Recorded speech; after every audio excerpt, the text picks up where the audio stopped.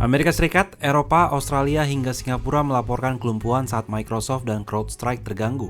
Namun di saat bersamaan ada raksasa yang selamat dari bencana pada Jumat 19 Juli 2024, yakni Cina.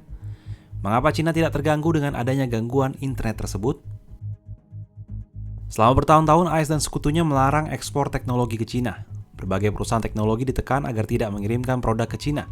Kondisi itu memaksa Beijing menemukan alternatif. Hasilnya, Cina bisa mengembangkan sistem komputasi domestik. Alih-alih Google, Cina menggunakan Baidu. Untuk ponsel, Cina tidak memakai iOS atau Android.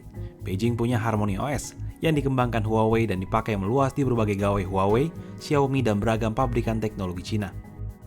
Sementara untuk komputer alih-alih Linux, Cina menggunakan OpenKylin. OpenKylin 1.0 diluncurkan pada awal Juli 2023. Seperti halnya Linux, OpenKylin bisa dimodifikasi oleh penggunanya, berbeda dari Windows buatan Microsoft atau iOS buatan Apple. Hasilnya saat ada gangguan pada Microsoft dan CrowdStrike pada Jumat lalu di Cina, gangguan nyaris tak terasa.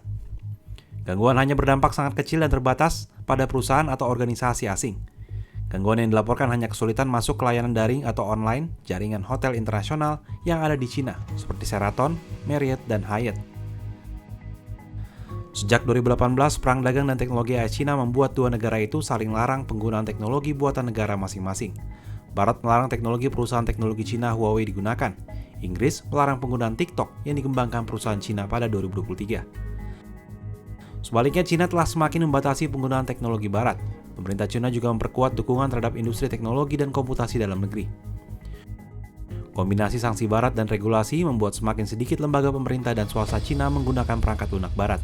Selain itu, untuk penyimpanan data, layanan penting Cina juga tak terlalu bergantung pada Microsoft seperti halnya negara-negara lain di dunia. Hal ini terjadi karena perusahaan domestik seperti Alibaba, Tencent, dan Huawei merupakan penyedia komputasi awan atau cloud yang dominan di Cina.